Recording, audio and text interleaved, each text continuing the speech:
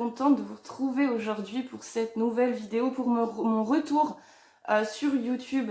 Donc comme vous aviez pu le voir, j'ai supprimé mon compte Instagram, j'avais supprimé aussi toutes les vidéos de cette chaîne, ce que je regrette un petit peu parce que du coup, voilà, me revoilà et du coup je repars de zéro, question niveau vidéo. Mais bon, c'est pas grave, le principal c'est que je sois revenue. Donc pour la plupart vous savez pourquoi, vous avez suivi un petit peu l'affaire du pourquoi j'ai quitté les réseaux. Donc je ne reviendrai pas sur Bookstagram parce que c'est pas quelque chose qui me donne envie, tout simplement. Par contre ça manquait beaucoup, le YouTube me manquait beaucoup, donc je suis de retour. Voilà, je suis super contente, j'espère qu'on va pouvoir se retrouver ici, qu'on va pouvoir discuter ensemble, du coup sous mes vidéos, il n'y a pas de souci, j'y répondrai avec plaisir. Voilà, alors on va commencer tout de suite. Depuis cette pause, j'ai lu pas mal de livres, j'ai acheté pas mal de livres, donc durant les semaines qui vont arriver, j'aurai pas mal de livres à vous présenter, book haul, update, etc. Même si vous le souhaitez, je pourrais peut-être vous refaire un petit tour de ma bibliothèque qui a changé un petit peu depuis. J'ai racheté plusieurs choses, j'ai rangé différemment aussi. Du coup voilà, on va commencer tout de suite alors avec un bouquin que j'ai reçu par Delphine Muse. Donc c'est La mécanique du néant. Donc je la remercie pour cet envoi, pour ce SP que j'ai dévoré. On est sur une très grosse brique. Du coup voilà, tout ce que j'aime tout simplement. Donc je vous raconte un petit peu ce dont on parle dans ce bouquin. Ici on va suivre Arthur Comte. Suite à... Enfin voilà, c'est un père de famille, il a une femme, des enfants. Et suite à un coup du sort, il va être contraint d'aller emménager dans la maison de vacances de sa famille quand il était petit. Donc voilà, la maison de vacances de ses parents. Il va être contraint d'emménager, il va en hériter tout simplement. Et voilà, il va devoir aller habiter dedans. Cette maison, à savoir, il n'a jamais apprécié. Étant petit, elle lui a toujours fait très peur. Il y avait une espèce d'ambiance assez angoissante, assez glauque dans cette maison. Il essaie un petit peu de refouler certains souvenirs, donc il est un petit peu dans le flou maintenant. Mais il sait que voilà, cette maison, elle est pas super, on va dire. Donc voilà. Donc, il va se retrouver dans cette maison. Je peux pas vous en dire plus en fait. Mais arrivé dans cette maison, il va penser à la mort, mais tout le temps. Il va tout le temps avoir cette peur au fond de lui qu'un de ses enfants meure, qu'il arrive quelque chose. Il va faire des cauchemars juste affreux et qui en plus ont l'air tellement réels. Donc voilà, ça va être super flippant. Ensuite, on va aussi un petit peu en savoir plus sur lui, forcément sur son passé, sur sa famille avec laquelle il a des relations assez difficiles. Donc son papa, sa maman, ses frères et sœurs, etc. Et voilà, donc j'ai vraiment beaucoup apprécié ce livre. Alors, on n'a pas de scène gore, comment dire, c'est très angoissant, c'est de l'épouvante. Tout est dans l'ambiance, si vous voulez, un petit peu. Alors, au début, l'auteur, elle met en place l'histoire lentement, tout doucement. Mais ça m'a pas dérangé plus que ça parce que c'était, je pense, voilà, il fallait le faire comme ça pour bien mettre en place l'histoire. Le personnage d'Arthur, je n'avais plus le nom, le personnage d'Arthur qui était très complexe, je trouve, très attachant aussi. Donc tout se met en place doucement, mais c'est pas dérangeant du tout. C'est fait à la façon d'un peu de Stephen King, hein, quand il prend le temps de présenter ses personnages, etc. Et voilà. Et d'ailleurs, on sent que Delphine s'est inspirée un petit peu de Stephen King, de par certaines scènes qui m'ont fait penser à des scènes du King. Mais attention, hein, on n'est pas du tout sur du copier-coller, elle le fait à sa manière, elle le fait très très bien, c'est fait à sa façon. Et aussi parce qu'elle fait quelques petits clins d'œil à Stephen King dans ce bouquin. Donc c'était très très bon, j'ai beaucoup aimé sa plume. Et j'ai adoré la fin qui pour moi était au summum de l'angoisse. J'ai été angoissée quand j'ai lu cette fin. Pourtant j'ai lu, je vous dis, des trucs plus gore, plus flippants, mais là c'était vraiment une ambiance très spéciale qui fait qu'on est stressé en fait. Et vraiment j'ai beaucoup aimé, c'était super. Ben voilà, c'était digne d'un Stephen King. Ça m'a beaucoup fait penser aux autres, au bouquin du King. Donc voilà, pour moi c'était un petit coup de cœur, j'ai vraiment beaucoup aimé. Donc je remercie Delphine pour cet envoi et je vous le conseille vraiment, c'était une histoire, c'était très recherché, c'était très très bon et voilà, il faut que vous le lisiez. Donc la mécanique du néant, en plus le livre est juste magnifique. Ensuite j'ai lu mon premier Franck Tillier. Alors vous allez me dire, il était temps. Alors j'ai d'autres Franck Tillier, mais c'est ceux qui font partie il y a une série comme ça avec un policier, un flic, enfin bref. Il y a une série avec lui qu'il faut suivre dans l'ordre. En fait, dans chacun de ses bouquins, il reprend ce personnage. Donc voilà, moi je les avais pas dans l'ordre. Par contre, je suis retombée sur le livre Vertige. Et là, c'est un one-shoot, si on peut dire ça comme ça. Je sais même pas si je le prononce bien, hein, désolée pour mon anglais. Mais voilà, on n'a pas ce commissaire là-dedans, donc on peut le lire indépendamment. J'ai adoré. Ah, c'était un coup de cœur aussi. Franchement, c'était super. Du coup, j'ai découvert la plume de Franck Tillier, qui en plus, il y a quelques années, vivait dans une ville à côté de chez moi. Voilà. Donc, il était temps que je le découvre. Et donc, une plume très fluide. Et puis, bah, c'était véritablement un page turner, parce que franchement, je l'ai dévoré. Donc là, ça m'a beaucoup fait penser au film Saw, donc vous connaissez forcément. Je vais vous raconter vite fait. Donc là, on suit Jonathan. Jonathan, il se réveille au fond d'un gouffre attaché par la cheville. Il va faire la rencontre dans ce gouffre de deux autres messieurs. Alors il y en a un qui a un masque de fer qui prend toute sa tête en fait. Et il y aurait apparemment une bombe à l'intérieur. Et s'il s'éloigne trop de ses compagnons, voilà, ça explose. Et donc il y a un autre monsieur, il y en a un troisième qui est attaché aussi par la cheville, comme Jonathan. Voilà, donc derrière leur dos, il va avoir des papiers. Alors il va en avoir trois forcément. Donc il y en a un, c'est qui est le menteur. Le second, qui est le tueur. Et le troisième, qui est le voleur. Enfin voilà, dans l'ordre ou pas. Et donc toute l'intrigue va se dérouler autour de ça. On va bien sûr en apprendre plus sur le passé des personnages, notamment sur celui de Jonathan, donc le personnage principal, voilà. Donc ils sont en pleine montagne, dans un gouffre, c'est vraiment, il n'y a pas moyen de sortir. Ils n'ont pas à manger, ils n'ont pas à boire non plus. C'est vraiment très compliqué. Ils vont faire des choses, hein, vous vous doutez bien, pour se nourrir. Voilà, c'était juste très bien, c'était très très stressant. Et la fin, je me suis dit, mais mince, il y a deux possibilités à la fin en fait. Et après, à la dernière page, on comprend la fin, voilà, la fin de base, pas celle qu'on s'imagine, la vraie fin. J'ai vraiment énormément aimé. C'est tout ce que j'aime dans les thrillers noirs, à savoir, donc c'est le premier Tillier que je lis, mais ça ne sera pas du tout le dernier. Ensuite, j'ai lu... Ah, je suis enrhumée, c'est horrible, j'arrive pas à respirer par mon nez. Donc désolée si vous entendez tout le temps que j'ai du mal, quoi. Donc, j'ai lu Antise de John Saul. Alors là, ce bouquin, je l'ai vu passer sur Booksta, quand j'avais encore Booksta, hein, voilà, je crois qu'il y a un mois de ça que j'ai arrêté Booksta, ou un petit peu plus, un petit peu moins, je sais plus exactement. Et je l'ai vu passer et ça m'a intéressée, vraiment, je sais pas, j'ai vraiment eu envie, donc je l'ai acheté. Donc ici, on va suivre Kevin ainsi que sa femme et ses deux enfants, un garçon et une fille. Et Kevin, il parle plus à sa famille depuis un moment. Sa mère est très vieille, voilà. Il a une sœur qui ne voit plus non plus. Donc cette sœur, elle a 50 ans, donc la maman, elle doit avoir plus de 70 ans, un truc comme ça.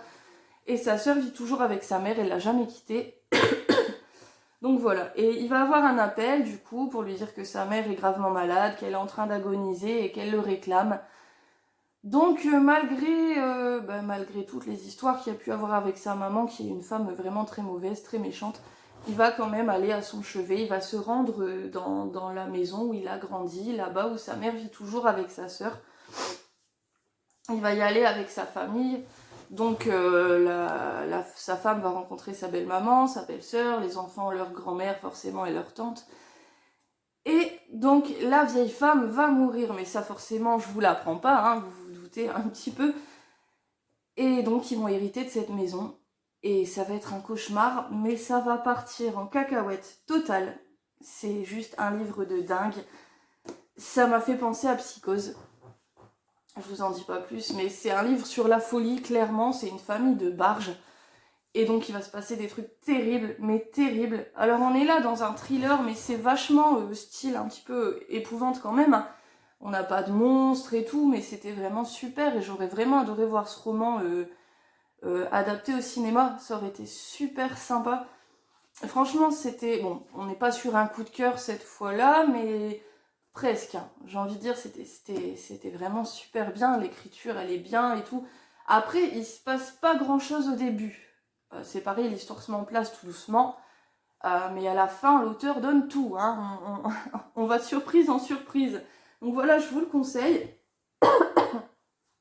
Ensuite j'ai lu Nosferatu de Joe Hill. Vous savez, si vous me suiviez avant, que les Joe Hill, c'était quasiment que des coups de cœur pour moi à chaque fois. Eh ben celui-ci, ça a été une petite déception. Bon, c'était pas mauvais, mais j'étais déçue par rapport au niveau des autres Joe Hill que j'avais lus avant. Donc voilà, Nosferatu, y a énormément de personnes qui ont adoré ce livre, c'est une belle brique aussi. Mais personnellement, j'ai pas accroché, je sais pas pourquoi, c'était peut-être trop fantastique à mon goût. Donc là, on suit Charles Manx à bord de sa Rolls-Royce. C'est un vieux monsieur, on nous le vend un petit peu comme un vampire. Et il enlève des enfants à leur maman, à leurs parents, pour les emmener à Christmasland. C'est un pays, enfin voilà, un village où on fêterait Noël toute l'année, où voilà, c'est la fête et tout, mais en fait alors pas du tout, vous vous doutez bien. Et à côté de ça, on va suivre, je ne sais plus son prénom, je l'ai lu il y a un moment, on va suivre Vic. Donc Vic, elle a un pouvoir assez spécial. Dès qu'elle monte sur sa bicyclette, en fait, elle va pour emprunter un pont qui n'existe plus d'ailleurs. Et elle passe, il y a un genre de passage qui la ramène dans des endroits différents, mais complètement opposés de où elle vient. Enfin voilà. Donc elle a ce pouvoir. Et elle, on la suit de l'enfance jusqu'à l'âge adulte, hein, jusqu'à ce qu'elle devienne maman. Et donc vous vous doutez qu'il va se passer quelque chose entre ce fameux vampire, Charles Manx, et entre Vic.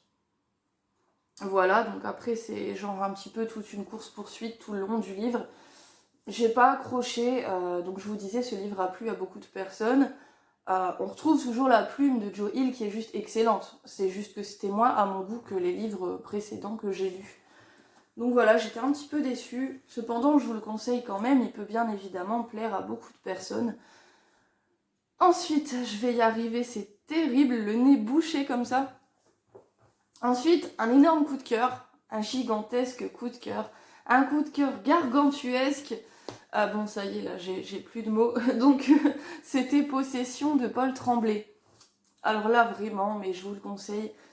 Ah, par contre, il y a beaucoup de personnes qui m'ont dit, qui ont beaucoup aimé la première partie et moins la seconde, parce que la seconde était beaucoup plus plate, hein, par rapport au début. Alors c'est vrai que l'auteur donne tout ce qu'il a dans la première partie, qui est juste terrible.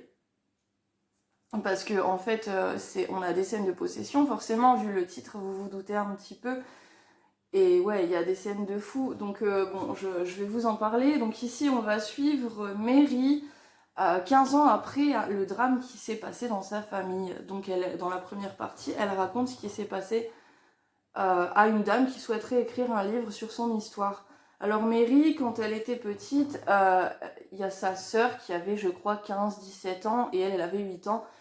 Et sa sœur s'est retrouvée possédée ou pas, bref, je peux pas vous dire.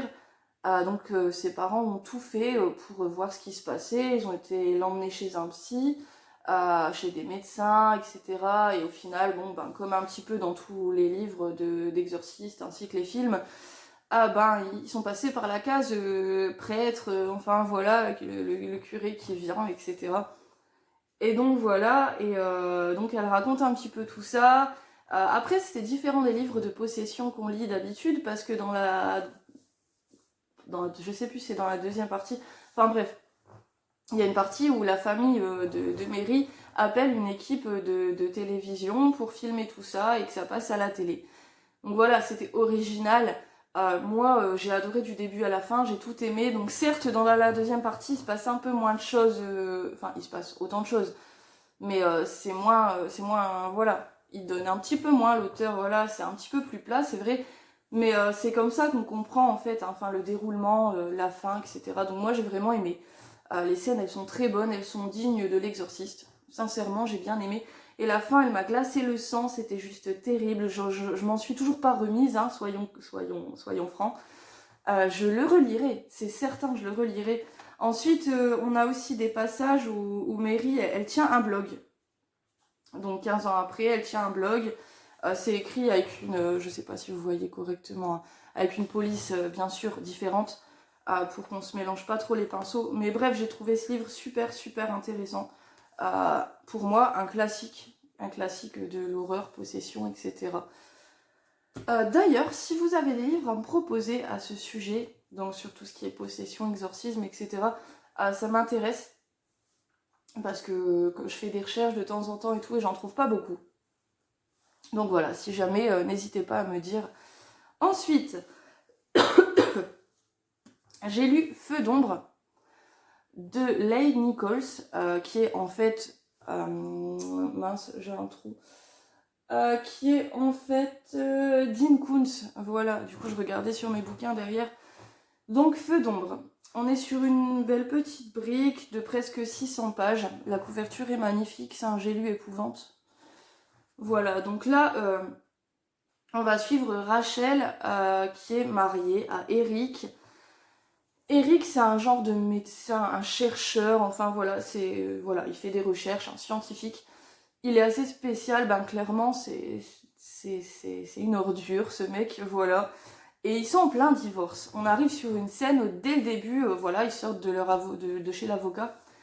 Et donc Eric, il est pas content du tout, voilà, il râle, il traverse la route en râlant, et il se fait écraser. Bon, ben, bien fait pour sa poire, voilà. Et du coup, voilà, Rachel, elle est choquée, etc. Elle est en état de choc. Et elle va apprendre le soir même que le cadavre d'Eric aurait disparu. Il aurait disparu de la morgue. Donc les gens vont penser à quelqu'un qui aurait volé le corps et tout. Mais du coup, Rachel, elle se doute bien qu'il y a quelque chose qui cloche parce que Eric, il faisait des recherches. Des recherches qui permettraient de vivre plus longtemps. Voilà. Et donc, apparemment, il se serait injecté le truc sur lui qui fait que, forcément, il est revenu à la vie. Et donc, on est sur une traque tout le long du bouquin. Eric traque sa femme et son compagnon du moment, parce qu'elle était déjà divorcée, hein, voilà, donc elle avait quelqu'un. Donc ils vont essayer de retrouver aussi en même temps Eric, qui lui les cherche aussi.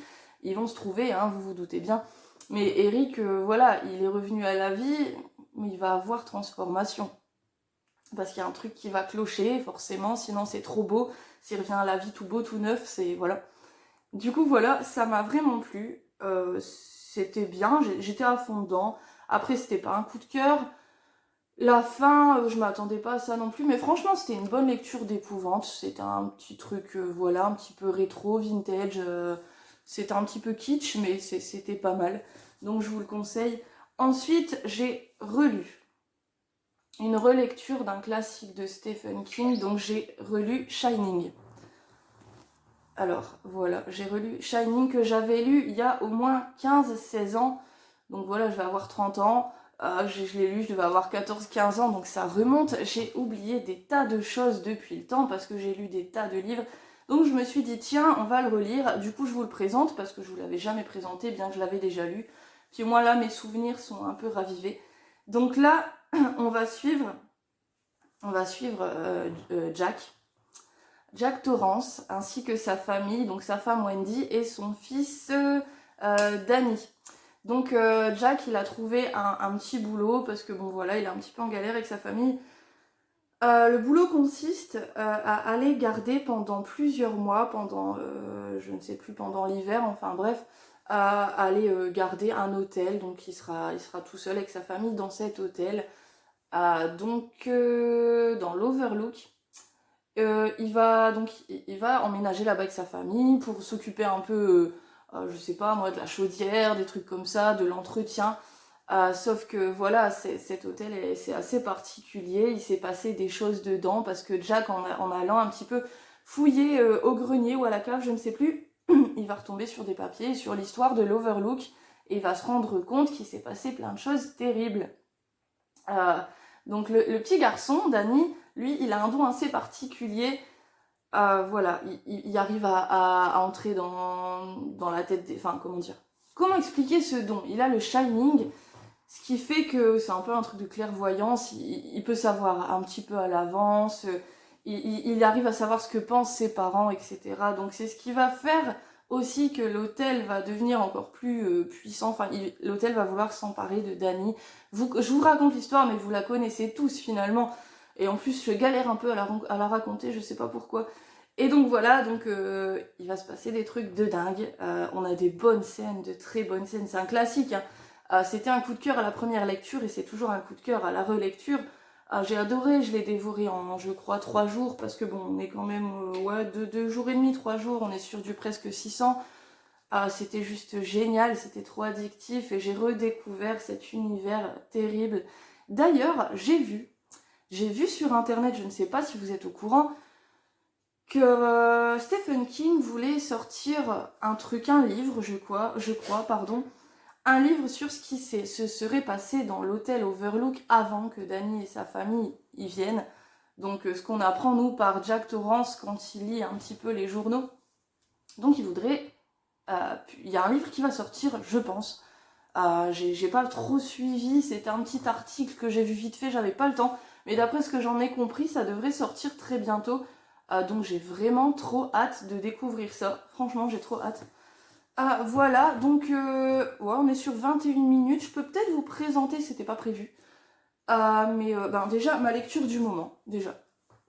Donc je suis en train de lire Storia. Donc Storia, c'est un recueil de petites nouvelles pour la bonne cause, hein, pour soutenir les enfants atteints de leucodystrophie, pardon. Donc là, ouais, on est sur plusieurs petites nouvelles de plusieurs auteurs différents qui reprennent un petit peu les contes, voilà, le petit chaperon rouge, le petit bonhomme en pain d'épices et tout. Enfin, pour l'instant, c'est pas mal. C'est du thriller noir, on n'est pas sur de l'horreur, enfin pour l'instant. Donc là, je suis à 100 pages, mais pour l'instant, ça me plaît bien, ouais, c'est pas mal. Et ensuite, je vous tourne le dos, ça ne se fait pas du tout. Je vais bouger ma petite tête. Et je vais, comme j'ai encore un peu le temps, je vais vous présenter certaines choses. Alors, à force, vous savez que je ne suis pas manga du tout, de base. Et à force d'entendre parler tout le temps, tout partout, j'ai vu ça sur plein de Booksta, quand j'étais encore sur Booksta, sur plein de chaînes YouTube. Alors il y avait des mecs qui en parlaient comme si c'était juste, mais waouh, la découverte et tout de l'année.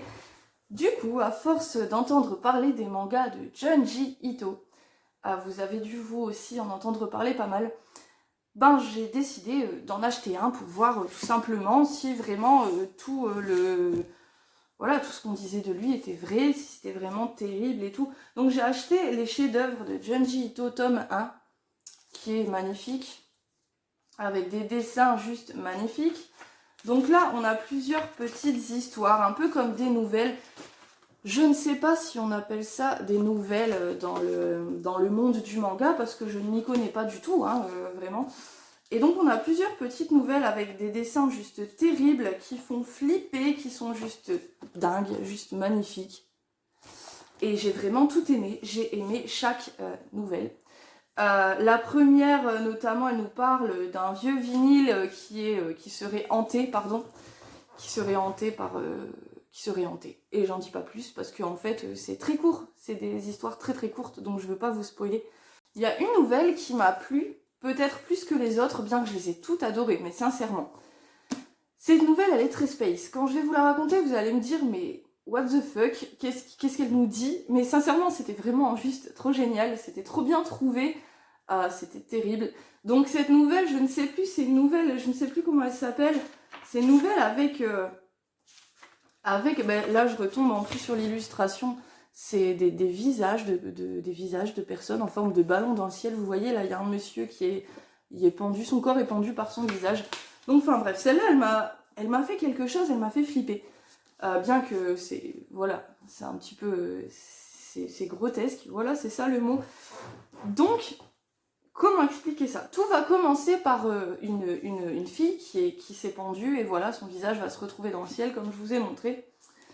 Et après, il va avoir les visages de tout le monde dans le ciel, en forme de ballon, qui vont essayer de choper la personne, la personne auquel appartient ce visage, avec les cordes et tout, essayer de les étrangler. Donc les gens vont se barricader chez eux, parce que dès qu'ils sortent, t'as le ballon qui leur parle et puis qui essaye de...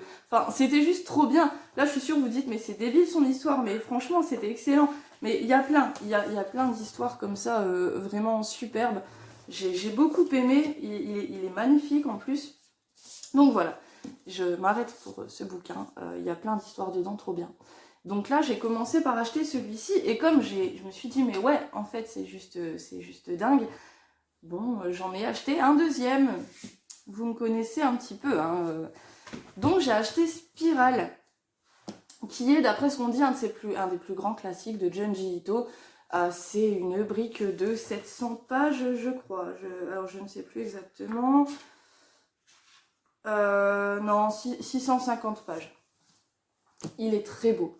Alors, en plus, si j'enlève la petite jaquette, voilà, donc c'est magnifique, juste, voilà. Donc là, je l'ai acheté. Je l'ai lu, bien évidemment. Ici, c'est un truc de malade, mais carrément, mais j'ai trop adoré. Donc là, on est dans une ville, alors je ne sais plus le nom parce que c'est un nom, Kuruzu.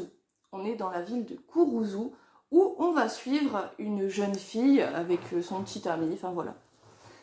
Le papa de son petit ami, donc lui, son petit ami, la jeune fille, et son papa, il va devenir dingue du jour au lendemain, dingue des spirales. Alors par exemple, il va fixer un escargot pendant 3 heures, parce que sa coquille fait une forme de spirale. Il va se mettre à être omnubilé par ça, il va tout collectionner, tout ce qui ressemble à une spirale, et même dans les illustrations, pardon, on voit certains dessins où même l'herbe dans la ville, ça fait des spirales et tout. Enfin, il y a un truc avec cette spirale, un truc très bizarre. Et donc le papa de ce jeune homme va mourir, et à cause de la spirale, et d'une façon très très bizarre et très flippante, assez gore d'ailleurs à voir, vu les dessins. Et donc la mère du petit ami de cette jeune fille, je sais plus les noms, c'est trop la galère. Donc voilà, elle va se mettre à flipper de la spirale parce que son homme est décédé à cause de ça, il était fou de ça. Et elle, au contraire, elle va rejeter la spirale à fond, elle va flipper, elle va être internée dans un hôpital parce qu'elle va devenir complètement tarée. Elle va aller jusqu'à se couper le bout des doigts parce que nos empreintes font une forme de spirale. Ensuite, elle va apprendre à l'hôpital, malheureusement, que dans nos oreilles, on a un organe, un truc qui est en forme de spirale. Donc elle va enfin voilà, elle va devenir dingue. Et il va se passer plein de choses bizarres dans la ville. Les personnes vont être atteintes par la spirale, mais il va y avoir des trucs mais très spécial, c'était vraiment flippant. C'est pour un manga, moi qui me disais un manga ne me fera jamais peur et tout, franchement celui-ci il était excellent, je vous le conseille vraiment fortement, les dessins sont juste sublimes. Et du coup j'ai pas pu m'arrêter, hein, voilà, je suis incorrigible. J'ai acheté Tomie ou Tomie, mais je pense qu'en français c'est Tomie. Donc j'avais déjà rencontrer Tomie dans les chefs-d'œuvre de Junji Ito tome 1. D'ailleurs, je vais bientôt acheter le tome 2. Elle était dans une des nouvelles de ce manga. Donc ici, c'est un manga qui est consacré uniquement à Tomie, mais c'est pas une histoire avec un fil conducteur tout le long. C'est plein de petites nouvelles, plein d'histoires avec Tomie dedans. J'ai adoré ce personnage qui est une jeune femme que tout le monde trouve absolument sublime. C'est un petit peu une genre de succube, un démon un petit peu, enfin voilà, il y a une malédiction autour d'elle, juste terrible. Et donc tous les hommes vont tomber amoureux d'elle, mais tous, sans exception, ils vont être fous d'elle. Mais la malédiction de Tomie fait que les hommes qui sont amoureux d'elle, ils vont avoir envie de la trucider, de la découper en morceaux, de l'assassiner, tout ce que vous voulez, hein. Ils veulent lui faire du mal, ils veulent la tuer, et Tomie revient toujours à la vie. Et j'ai adoré le personnage de Tomie, bien qu'il est complètement détestable. Clairement, il est détestable. Et j'ai tout aimé. Il y a certaines personnes, j'avais vu leurs avis dessus, ils avaient dit que c'était beaucoup répétitif, parce que bon voilà, c'est vrai qu'on a un petit peu... voilà, on est sur pas la même histoire bien sûr, mais voilà, je sais pas comment expliquer. Mais bon, moi j'ai pas trouvé, ça m'a pas dérangé, j'ai vraiment bien aimé. J'ai adoré, je me suis pas ennuyée, j'ai pas trouvé ça trop répétitif non plus. Il y a quelques histoires qui se ressemblent, mais voilà, hein, sans plus. Donc voilà, c'était très bien. Donc tous les 3 des coups de cœur. Alors là, j'ai commandé Gio, de Junji Ito toujours. Je vous le montrerai, je vous en dis pas plus. Et j'ai commandé un autre de ces bouquins dont je ne sais plus le titre. Si, Sansor ou Sansor, je sais pas. Donc je vous les montrerai la prochaine fois. Alors pour la prochaine vidéo, je vous ferai sûrement un book haul, parce que ça fait très longtemps. Dites-moi si ça vous intéresse, parce que j'ai acheté beaucoup de livres depuis. Voilà, donc j'en ai terminé pour aujourd'hui. J'espère que mon retour vous a fait plaisir. Parce que moi, sincèrement, vous m'avez beaucoup manqué. En fait, j'y pensais depuis un moment à reprendre uniquement les vidéos sur YouTube. Et voilà, aujourd'hui j'ai eu envie, j'en ai discuté avec certaines personnes parce que je tenais à remercier toutes les personnes qui m'ont envoyé des messages pour me dire « Mais tu nous manques, quand est-ce que tu reviens ?» J'ai reçu aussi un courrier, mais trop mignon, de la part de 2 bookstagrammeuses qui se reconnaîtront. Une petite carte et c'était écrit dessus « Tu nous manques avec tes lectures de l'horreur et tout ». Ça m'a touchée, mais tellement que les gens, parce que ces personnes, il y a une de ces 2 personnes qui avait mon adresse, donc ça m'a fait plaisir, donc je les remercie ici. Je vous fais d'énormes bisous et ça m'a fait juste trop plaisir. Et donc tout ça a fait que j'ai eu envie de revenir. J'ai eu tellement de personnes qui sont venues me contacter, donc ça m'a fait plaisir.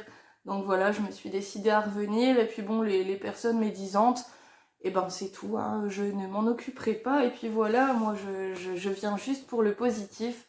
Voilà, donc je vous fais d'énormes bisous et je suis super contente d'avoir pu reposter aujourd'hui. Alors et surtout, on se redit à très bientôt pour une nouvelle vidéo.